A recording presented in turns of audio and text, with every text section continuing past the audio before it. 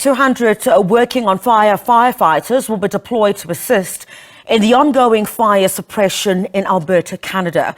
Alberta has more than 500 wildfires in the season already, resulting in damage to property, infrastructure and displacing people. SABC News reporter Tumelo Machogo joins us now live. Tumelo, a very good morning to you.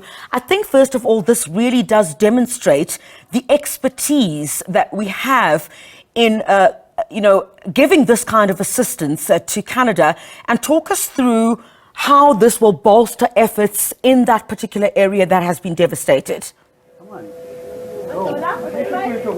Well, indeed, Criselda, because you know that this is the fifth mission actually going to Canada. These people, these firefighters from working on fire, they've been going there for now. This is going to be their fifth season that they're going there to help with the fires. They've been about 555 fires just in Alberta this season, and it's already June, and you can imagine that they have like so many fires already this year that had led to damage of properties, damage of infrastructure, and also leaving people actually destitute in that country. So these firefighters that will be flying here to Canada this morning, they will also be going there to help them with suppression of these fires that have been ongoing for a while. But let's speak to the MD of Working on Fire, Trevor Abrams. Trevor, just talk to us about, this is the fifth mission that you guys are going there, and also talk to us, how is the situation in Canada at this point? Well, the situation in Canada, as you've mentioned, is quite grave. It's very early for the fire season, so by all the statistics, it's been the worst they've ever experienced. So they're obviously calling on our help. We have a government-to-government agreement, and that's why this is the fifth deployment that we have. But we also have forces from Australia, New Zealand, the US already also on the ground there. So it's quite a critical situation, and they need our help. So the 215 that are going out today are likely to be supplemented by another 213 in a week's time, as soon as we get the aircraft lined up. And also it shows, the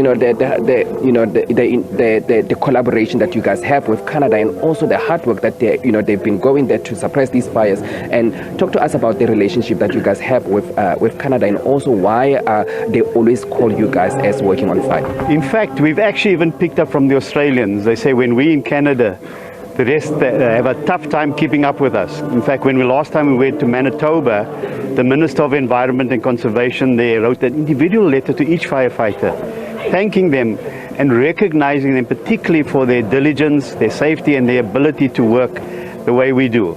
And obviously, as you can hear in the background, we work to a song, and we keep going at a pace that the Canadians have difficulty keeping up with us.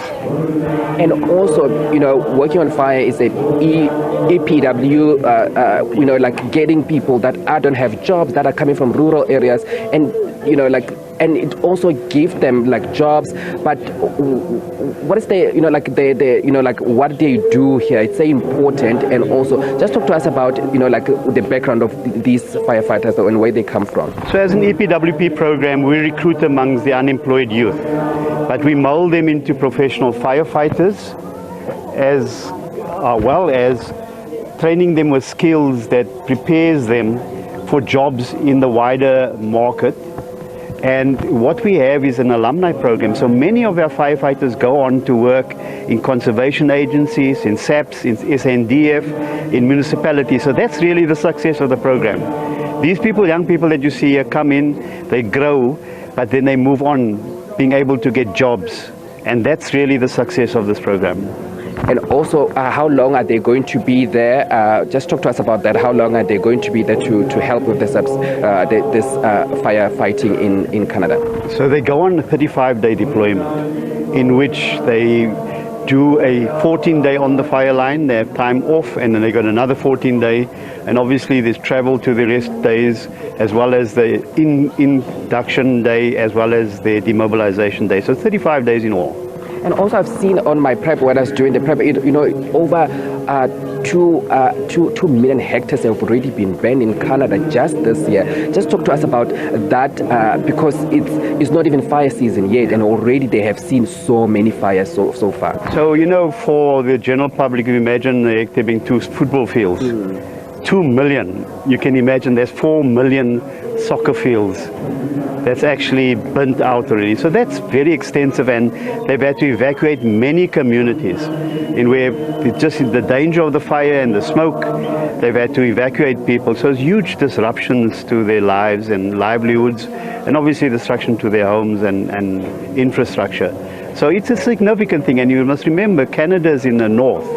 So they just come out of their snowbound period and they've hit straight into a hot May. And it's still early. Last time when we went in 2021, we came back in September. So you get a sense of when the fires will go still. So, you know, this is part of the product of climate change, which is really changing the nature of our habitat on the planet. And, you know, it's impacting. One of it is actually the fires. And we in South Africa are not escaping that, because we're just sort of switching into an El Nino phase in terms of global weather patterns. And the predictions is for drier and hotter to come. We've had a very wet and rainy past 2 years, but that's going to change. And talk to me about that, because with climate change coming, how do we prepare ourselves, especially in South Africa? Yes, we do have firefighters that are with municipality. We do have working on fire with over 5,000 firefighters in the country. But how do we prepare to ensure that we fight the fires, especially now that we know we're facing climate change, and this could be catastrophic if we don't really prepare for it properly? So the UN report, Spreading Like Wildfire, is warning the world that we are going to face extreme, more intense and more frequent large-scale wildland fires. And I think we are part of it. I was part of a conference in Porto in May now, and the actuarial scientists with the insurance companies have identified South Africa to be one of those countries that is going to be badly hit by it. So yes, we have the resources in working on fire, we have municipalities, but it's likely to outstrip it. So the UN is calling, and we are also promoting more preventative work. More preventive work in terms of education in our communities, more preventative work in reducing fuel load reduction in our areas where you have this growth. In fact, particularly after this wet season, there's a lot of new growth.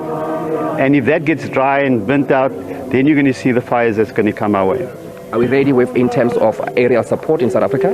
Well, our company also has the aviation resources, both helicopters, a fleet of about 11 new helicopters, 4 bombers and a whole lot of spotters. So that's the aerial force that we have in this country. It's Keshugu Aviation. Trevor, thank you so much, and good luck with your team. Griselda, if you allow me, I'm just going to speak to 2 ladies quickly and just see if they're excited to be going to Canada. Stacey, what's your name, and talk to me about, are you excited to be going to Canada? I see you guys have been singing and dancing since we arrived here this morning. Just talk to us about how you feel about going to represent South Africa. Okay, I'm Wanda Siklimba. I'm coming all the way from Working on Fire, based in the Western Cape. Yeah, for sure, as a female, as you see, we are really excited to come moving from South Africa all the way to Canada, just to represent South Africa, including our organization.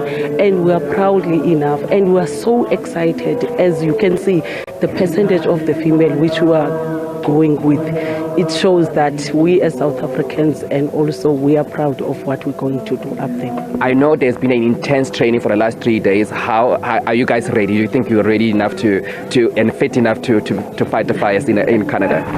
Yes, for sure. The past 3 days, it has been proven that we are ready to work all those long hours out there, as we're going through such a difficult, tough. Anyway, it's a preparation for us to be able to work those long hours. So yeah, as you can see, we're still fit. It doesn't show that we're tired, because we're still dancing and singing. So yeah. Fantastic. Thank you so much. And also, there's a lot of women. I see women representing, which is a good thing, because we don't see a lot of women going out there, and especially representing in terms of going into the firefighting career. Just talk to us about how do you feel about going to Canada and the inspiration that we want to bring, especially to young girls. Yeah, it is a very great thing to see the young women and leading, and this is my 4th deployment with Canada with the experience, and these young men seeing me as a leader. I'm taking the position of A-Rep in Canada, so my role and my responsibility is for their well-being and building relationship with the incident management team of Canada. Part of this management has been trained in the fire behavior of Canada, and we are certified by CFC, so definitely what what we're going to do. We think we are the professionals in what we do. We do what we best. As we go, we carry the values of working on fire, values that we want to be excellent team players. We adapt in any environment. We have no challenges in terms of adapt. We look forward for the future and lift the flag of South Africa. As we go with young men, and they're looking up to us as women of South Africa. City Imbokodo, Pambili Imbokodo of South Africa. We show that we'll raise the flag of our country, protecting the environment and making a difference, and ensure that we have excellence in what we do and communication, and make sure we make the best of the opportunity. What's your name again, ma'am? My name is Antoinette Jenny. Antoinette, thank you so much, and good luck with your representing South Africa. Griselda, you know, the excitement here is quite palpable. You can just see behind me. I'm just going to step out of shot so that you can see what's actually going on here. Griselda, this is what it's all about.